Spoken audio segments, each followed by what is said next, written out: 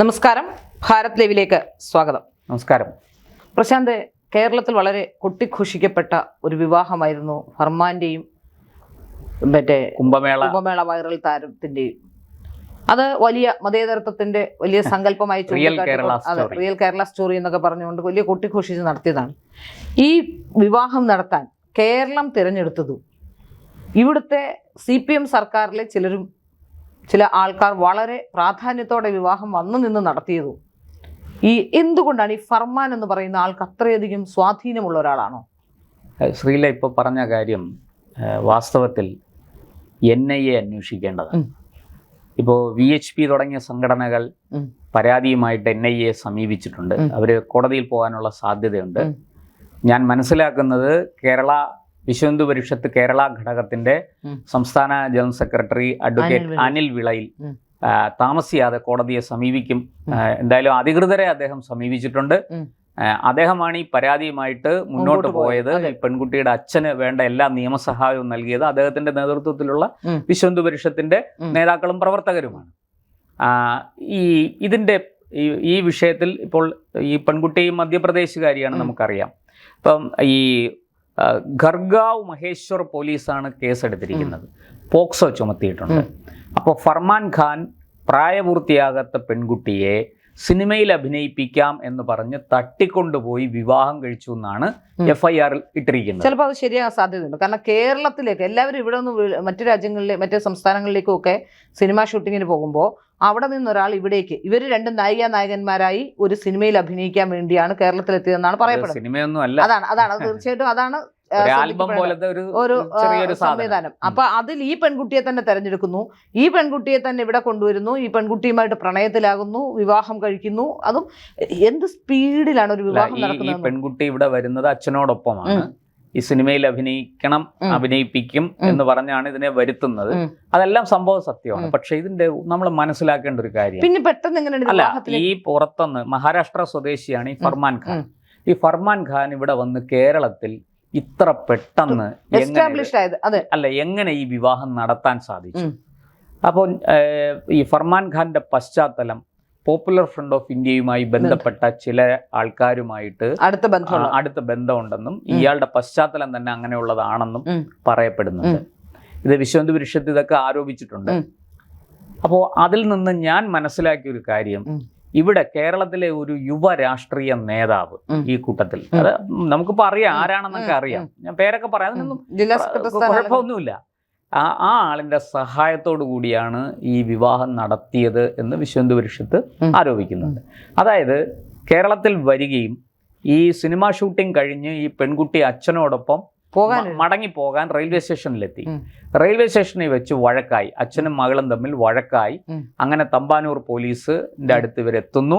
തമ്പാനൂർ പോലീസാണ് ഈ പെൺകുട്ടിയെയും ഫർമാനെയും തമ്മിൽ ഒരുമിപ്പിക്കാനുള്ള കാർമ്മികത്വം വഹിച്ചത്. ഞാൻ ചോദിക്കുന്നത് പോലീസിന് അങ്ങനെ സാധിക്കുമോ എന്നുള്ളതാണ്. പോലീസിന് അങ്ങനെ സാധിക്കുമോ എന്ന് ചോദിച്ചാൽ നിയമപരമായിട്ട് പോലീസിന് അങ്ങനെ ഒരു കാര്യം ചെയ്യാനുള്ള സാധ്യതയില്ല, അല്ല അനുവാദമില്ല, അനുമതിയില്ല. പോലീസ് അതിന്റെ അതോറിറ്റി അല്ല.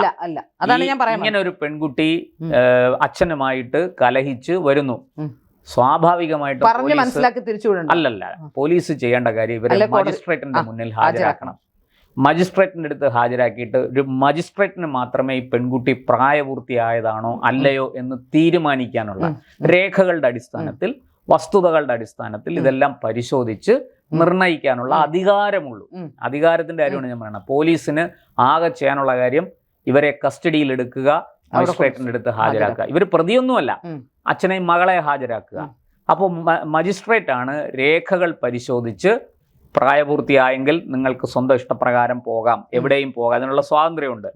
മറിച്ച് പ്രായപൂർത്തിയായിട്ടില്ലെങ്കിൽ നിങ്ങൾ അച്ഛനോടൊപ്പം മടങ്ങിപ്പോകണം. അച്ഛനോടൊപ്പം പോകാൻ കുട്ടിക്ക് സമ്മതമല്ല, അച്ഛൻ എന്നെ ഉപദ്രവിക്കും, അച്ഛൻ എന്നെ ശാരീരികമായിട്ട് ഉപദ്രവിക്കും അല്ലെങ്കിൽ അടിക്കും എന്നൊക്കെ പറഞ്ഞ് കുട്ടി പരാതി പറയുകയാണെങ്കിൽ മജിസ്ട്രേറ്റിന് പോലീസ് സ്റ്റേഷനിലോ ഏതെങ്കിലും അഭയകേന്ദ്രത്തിലേക്കോ മാറ്റാം. അല്ല, അവിടെയാണ് അഭയകേന്ദ്രത്തിലേക്ക് മാറ്റാം. പോലീസിന്റെ സഹായത്തോടു കൂടി മഹിളാ മന്ദിരത്തിലേക്കോ അഭയകേന്ദ്രത്തിലേക്കോ ഈ കുട്ടിയെ മാറ്റാം. വളരെ ശരിയായ കാര്യം അതാണ്. അല്ലാതെ പോലീസ് ഈ രേഖകൾ പരിശോധിച്ചിട്ട് ഒരു കല്യാണത്തിന് അനുമതി കൊടുക്കുക, പോലീസ് പ്രൊട്ടക്ഷനില്ല കല്യാണത്തിന് അനുമതി കൊടുക്കുന്നതിനെക്കാട്ടി അത് ഗുരുതരം. രാവിലെ ഈ വാർത്ത വരുന്നു, ഉച്ചയാകുമ്പോൾ കല്യാണം നടക്കുന്നു. 4 ദിവസം മുമ്പ് ആ ക്ഷേത്ര ഭാരവാഹികളെ ചെന്ന് കണ്ട് കല്യാണത്തിനുള്ള അനുമതി തേടിയിട്ടുണ്ട് എന്ന് ക്ഷേത്ര ഭാരവാഹികൾ പിന്നീട് പറയും. അപ്പൊ ഇത് വളരെ ക്ഷേത്ര ഭാരവാഹികളും കുടുങ്ങും. 2 കാര്യങ്ങൾ. അതൊന്ന്, രണ്ടുപേരും ഹിന്ദുക്കളാണെങ്കിൽ മാത്രമേ ക്ഷേത്രത്തിൽ വിവാഹം ഹിന്ദുമതാചാരപ്രകാരം വിവാഹം കഴിപ്പിക്കാൻ പറ്റുള്ളൂ. അല്ലാതെ ഈ പറഞ്ഞതുപോലെ ഫർമാൻ ഖാനും ഈ പെൺകുട്ടിക്കും ഈ കുംഭമേള വൈറൽ താരത്തിനും കൂടി വിവാഹം കഴിക്കാൻ ക്ഷേത്രത്തിൽ വെച്ച് സ്പെഷ്യൽ മാരേജ് ആക്ട് വേണം. അത് വേറെ, അതിന് ക്ഷേത്രം വേണ്ട. അപ്പൊ ഇവിടെ അതൊരു ഗുരുതരമായ കുറ്റമാണ്. 2 ഈ പറഞ്ഞതുപോലെ പ്രായപൂർത്തിയാകാത്ത വളരെ ആസൂത്രിതമായി ഒരു ഗൂഢാലോചന നടത്തി കല്യാണം കഴിപ്പിച്ചിരിക്കുന്നത്. പറഞ്ഞത് എന്താ? ഇതാണ് റിയൽ കേരള സ്റ്റോറി. നമ്മൾ പുറമെ കാണുന്നതാണ് ഈ real Kerala story. Real Kerala story അല്ല. വളരെ കൃത്യമായിട്ട് കേരളത്തിലെ കമ്മ്യൂണിസ്റ്റ് പാർട്ടിക്കകത്ത് നുഴഞ്ഞു കയറിയിരിക്കുന്ന പോപ്പുലർ ഫ്രണ്ടിന്റെ പ്രവർത്തനത്തിന്റെ ഫലമാണിത്. ഒരർത്ഥത്തിൽ ഇത് റിയൽ കേരള സ്റ്റോറിയാണ്. കാരണം കേരളത്തിലാണ് ഏറ്റവും കൂടുതൽ തീവ്രവാദ പ്രവർത്തനങ്ങളിൽ ഏർപ്പെടുന്ന ആൾക്കാർ. ഇപ്പൊ കേരള സ്റ്റോറി വരുമ്പോൾ ഇത്ര അസ്വസ്ഥരാകുമ്പോൾ നമ്മൾ മനസ്സിലാക്കേണ്ടത്, എവിടെ ഒരു സ്ഫോടനമോ പ്രശ്നങ്ങളോ ഉണ്ടായാലും അതിന്റെ ഒരു കണ്ണി മലയാളി. എവിടെയെങ്കിലും തീവ്രവാദ പ്രവർത്തനത്തിൽ ഏർപ്പെട്ട് അതിന്റെ അന്വേഷണം അവസാനം വന്ന് നിൽക്കുന്ന കേരളത്തിൽ അത് മാധ്യമ പ്രവർത്തകർ പോലും അതിലുണ്ട് എന്നുള്ളതാണ് ഭയങ്കര അതിശയകരമായ കാര്യം. അതെ, ഇവിടെ എന്റെ ചോദ്യം, വിശ്വഹിന്ദു ഉന്നയിക്കുന്ന ചോദ്യം വളരെ ശരിയാണ്. അവരെന്തുകൊണ്ട്, ഞാനിങ്ങനെ ആലോചിച്ചു, എന്തുകൊണ്ട് ഇവർ NIA അന്വേഷണം, സാധാരണ NIA അന്വേഷണം തീവ്രവാദ ഭീകരവാദ പ്രവർത്തനങ്ങളുമായി ബന്ധപ്പെട്ട കേസുകൾ വരുമ്പോഴാണ്. അപ്പൊ ഇതിനകത്ത് എങ്ങനെ ഒരു ഭീകരവാദം വരുന്നു? ഈ പറഞ്ഞതുപോലെ ഒരു ഹിന്ദു പെൺകുട്ടിയെ ഒരു മുസ്ലിം കറക്കിക്കൊണ്ടുപോയി കല്യാണം കഴിക്കുന്നു, ശരിയാണ്. അതിനകത്ത് ഈ ലവ് ജിഹാദ് തുടങ്ങിയ കാര്യങ്ങളൊക്കെ ആരോപിക്കാം, മതം മാറ്റം വരെ നമുക്ക് മനസ്സിലാക്കാം. ഒരു ഹിന്ദു പെൺകുട്ടിയെ മതം മാറ്റാൻ വേണ്ടെന്നുള്ള ആസൂത്രിതമായ ശ്രമം. പക്ഷെ അതിനപ്പുറത്തേക്ക് ഇതിലിങ്ങനെ ഭീകരവാദം വരുന്നു എന്ന് അന്വേഷിക്കുമ്പോഴാണ് നമ്മൾ ഞെട്ടിപ്പോകുന്നത്. കാരണം ഈ മഹാരാഷ്ട്രയിലെ പോപ്പുലർ ഫ്രണ്ട് ഓഫ് ഇന്ത്യയുടെ ആൾക്കാർക്ക് കേരളത്തിൽ വന്ന് കേരളത്തിലെ ഒരു കമ്മ്യൂണിസ്റ്റ് നേതാവുമായി ചേർന്ന് ഈ പറഞ്ഞതുപോലെ ഇങ്ങനൊരു വിവാഹം നടത്തി അതൊരു വലിയ ചർച്ചയാക്കി വിവാദമാക്കി മാറ്റാൻ സാധിച്ചു എന്നുള്ളതാണ്. അതായത് കേരളത്തിൽ ഇത് നടക്കുമെന്ന് അവർക്കറിയാം. കാരണം അഖില ഹാദിയയുടെ പ്രശ്നത്തിൽ ഇത് സംഭവിച്ചതാണ്. കേരളത്തിൽ അഖില ഹാദിയയുടെ അച്ഛൻ അശോകൻ ഒരു സ്ഥലത്ത് നിൽക്കുമ്പോഴും അശോകൻ ഇപ്പോ ഇതുവരെ ജീവിച്ചിരിക്കുന്നത് കൊണ്ടാണ് ആ പെൺകുട്ടി, എൻ്റെ ഒരു കാൽക്കുലേഷനിൽ ആ പെൺകുട്ടിയെ IS കടത്താത്തത്. നാളെ അശോകൻ ഇല്ലെങ്കിൽ ഈ പെൺകുട്ടിയുമായി ബന്ധപ്പെടാനോ അല്ലെങ്കിൽ ഈ പെൺകുട്ടി ചോദ്യം ചെയ്യാനോ പെൺകുട്ടി എവിടെ അതറിയാം. അതാ കൊണ്ടുപോയ ആളല്ല, അത് ദിവസങ്ങൾക്കുള്ളിൽ വേറെ വിവാഹം കഴിച്ചു എന്ന് പറയപ്പെടും, നമുക്കറിയില്ല. വേറൊരാളോടൊപ്പം താമസിക്കുമെന്ന് മനസ്സിലാക്കാൻ സാധിക്കും. പക്ഷേ ആ പെൺകുട്ടി കൈമറിഞ്ഞ് പോവുകയാണ്. നാളെ സത്യത്തിൽ ഇത് സുപ്രീം കോടതി വരെ നീണ്ടൊരു കേസായതുകൊണ്ടും ഇത് ചോദ്യം ചെയ്യപ്പെടാൻ സാധ്യതയുള്ള അച്ഛനും അമ്മയും ജീവിച്ചിരിക്കുന്നത് കൊണ്ടും മാത്രമാണ് ആ പെൺകുട്ടി ഇവിടെ ഉള്ളത്. തീർച്ചയായും 100% എനിക്ക് ഉറപ്പുണ്ട്, നാളെ അശോകന്റെ കാലം കൂടി കഴിയുന്ന ഘട്ടത്തിൽ ആ പെൺകുട്ടിക്ക് വേറെ ആരുമില്ല, സിബ്ലിങ്സ് ഇല്ല, ആർക്കും പോയി ചോദിക്കാൻ കഴിയില്ല. അച്ഛനും അമ്മയും അല്ലാതെ ആർക്കും പോയി ഈ പെൺകുട്ടി എവിടെയെന്ന് അന്വേഷിക്കാൻ കഴിയില്ല. ഇതേ മാതൃകയാണ് ഇത് ഈ കേസും. ഒരു അഖില അല്ല, ഒരുപാട് അഖിലമാര് നമ്മുടെ നാട്ടിലുണ്ട്. പക്ഷെ ഇതിൽ ഈ സുപ്രീം കോടതി വരെ പോയ നിയമ പോരാട്ടം ഒരു അർത്ഥത്തിൽ അശോകന് കുറെ കാലമെങ്കിലും ഇവിടെ മകളെ പിടിച്ചു നിർത്താൻ കഴിഞ്ഞു. ഈ വൈറൽ താരത്തിന്റെ കേസിലും ഇത് നാട്ടുകാരറിയുന്നത് കൊണ്ടും നാട് മുഴുവൻ ചർച്ചയാകുന്നത് കൊണ്ടും കോടതിയിലേക്ക് പോകുന്നത് കൊണ്ടുമൊക്കെ ഇത് ഈ അന്വേഷണം നടക്കുന്നതുകൊണ്ടും ഒക്കെ തൽക്കാലം ആ പെൺകുട്ടിക്ക് വലിയ പ്രതിസന്ധി ഇല്ല എന്ന് ഞാൻ മനസ്സിലാക്കില്ല. നമ്മൾ മനസ്സിലാക്കേണ്ട മറ്റൊരു കാര്യം, ഈ പെൺകുട്ടി ഒരു വനവാസി വിഭാഗത്തിൽപ്പെടുന്ന, അതായത് പർദി വനവാസി വിഭാഗത്തിൽപ്പെട്ട കുട്ടിയാണ്. അതെ അതെ അതെ. ഈ പട്ടികജാതി പട്ടികവർഗ നിരോധന നിയമം ഇതിനകത്ത് ബാധകമാണ്. പെൺകുട്ടിയെ തട്ടിക്കൊണ്ടുപോയി, പ്രായപൂർത്തിയാകാത്ത കുട്ടിയെ തട്ടിക്കൊണ്ടുപോയി. ഇനി പെൺകുട്ടിയുടെ സമ്മതത്തോടു കൂടി തന്നെയാണ് ശാരീരികമായ ബന്ധം ഉണ്ടായിട്ടുണ്ടെങ്കിൽ പോലും അത് ഗുരുതരമായ കുറ്റമാണ്. അതിനെ വകുപ്പ് അറിയാമല്ലോ, അത് ബലാത്സംഗ കുറ്റത്തിൽ പെടുന്നതാണ്. പീഡനം ആണ് അവിടെ ചുമത്തുന്നത്. അപ്പൊ ഇത്രയും ദിവസമായിട്ട് കേരളം വിട്ട് പോയിട്ടില്ല. കേരളത്തിലാണ് ഏറ്റവും കേരളത്തിൽ അവരെ സംരക്ഷിക്കാൻ ആളുണ്ട്. അതായത് ഈ കേരളത്തില് ഭാഷ പോലും അറിയാത്ത, അല്ല, യഥാർത്ഥ മുസ്ലിം സംരക്ഷകർ ഞങ്ങളാണ് എന്ന് വരുത്തി തീർക്കാനുള്ള കമ്മ്യൂണിസ്റ്റ് പാർട്ടിയുടെ രാഷ്ട്രീയ അടവാണ് എന്ന് നമുക്ക് തോന്നും. പക്ഷെ അതിനപ്പുറത്തേക്ക് ഞാൻ മനസ്സിലാക്കിയത് ഇത് വെറും രാഷ്ട്രീയ അടവല്ല. കേരളത്തിലെ കമ്മ്യൂണിസ്റ്റ് പാർട്ടിയെ വളരെ കൃത്യമായിട്ട് പോപ്പുലർ ഫ്രണ്ട് ഓഫ് ഇന്ത്യ വിഴുങ്ങിയിരിക്കുന്നു. ഇല്ലെങ്കിൽ SDPIയുടെ പിന്തുണ എങ്ങനെയാണ് ഈ തെരഞ്ഞെടുപ്പിൽ ഒന്ന് ആലോചിച്ച് നോക്കൂ.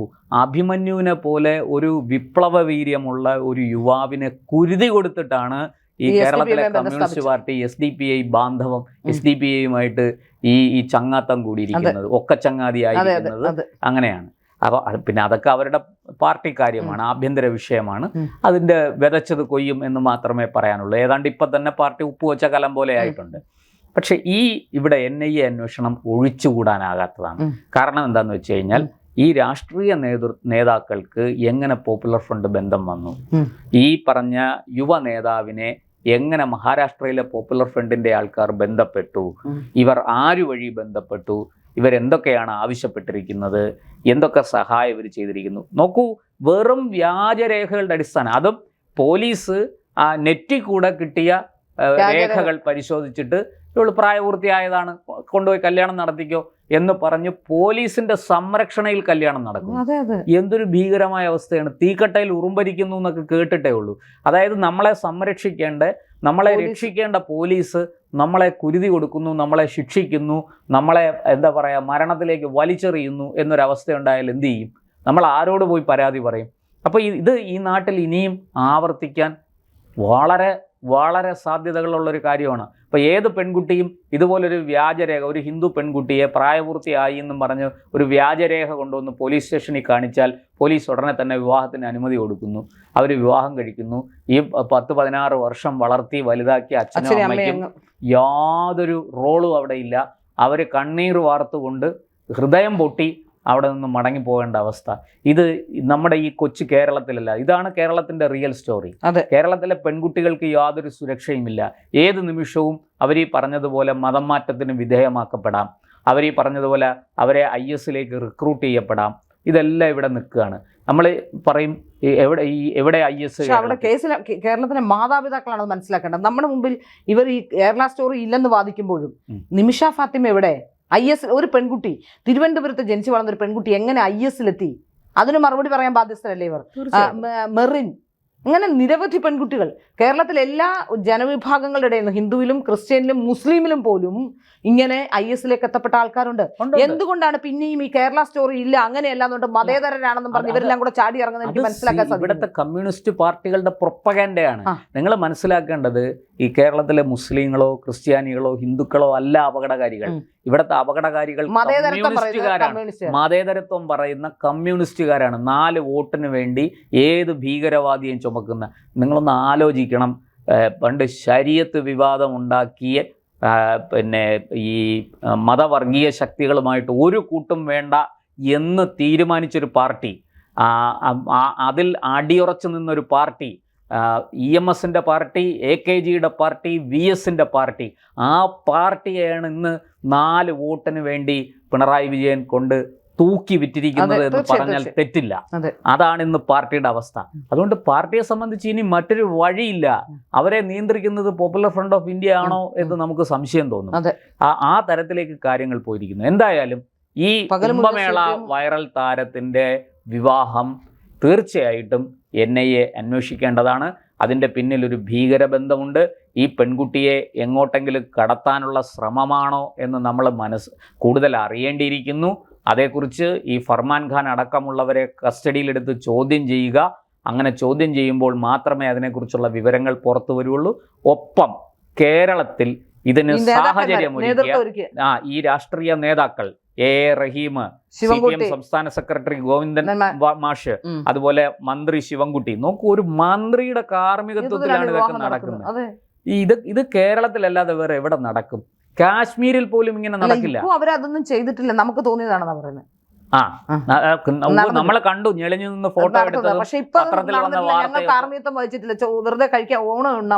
ചോറുണ്ണാൻ പോയതാണ്. അതെ അതെ അതെ, അരിയാഹാരം കഴിക്കുന്നവർക്കൊക്കെ മനസ്സിലായി എന്താണ്. അപ്പോൾ അല്ല, ഒരു കാര്യമുണ്ട്, മധ്യപ്രദേശ് ജയിലിലെ ഉണ്ട തിന്നാൻ യോഗമുണ്ടെങ്കിൽ എന്റെ പൊന്ന് ഡബിൾ എ റഹീമേ, ശിവൻകുട്ടി അണ്ണ, ഗോവിന്ദൻ മാഷെ, അതിൽ നിന്ന് നിങ്ങളെ രക്ഷിക്കാൻ ആർക്കും കഴിയില്ല. കാരണം ഇത് കേസ് വളരെ കടുപ്പമുള്ളതാണ്, വകുപ്പ് അങ്ങനത്തതാണ്, പോക്സോയാണ്. രക്ഷപ്പെടാൻ വലിയ ബുദ്ധിമുട്ടാണ്.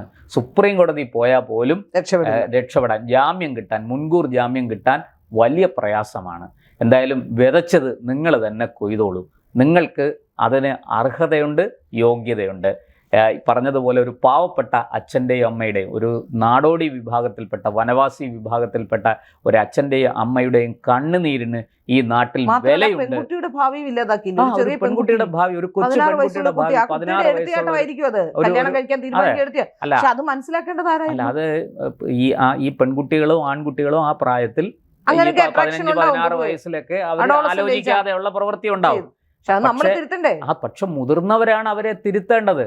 ആ മുതിർന്നവർ അത് തിരുത്താതെ അതിനെ വെച്ച് കളിച്ച്, അതിൽ മതം കണ്ടെത്തി, മതം വെച്ച് കളിച്ച്, രാഷ്ട്രീയം കലർത്തി അതിനെ വോട്ടാക്കി മാറ്റാൻ ശ്രമിച്ച അക്ഷന്തവ്യമായ അപരാധമാണ്. അതിന് ഒരു തരത്തിലുള്ള ന്യായീകരണവുമില്ല.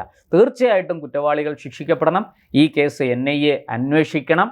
ഈ പറഞ്ഞതുപോലെ ഈ A റഹീമിനും ഗോവിന്ദമാഷിനും അതുപോലെ മന്ത്രി ശിവൻകുട്ടിക്കും PFIയുമായിട്ട് എന്താണ് ബന്ധം?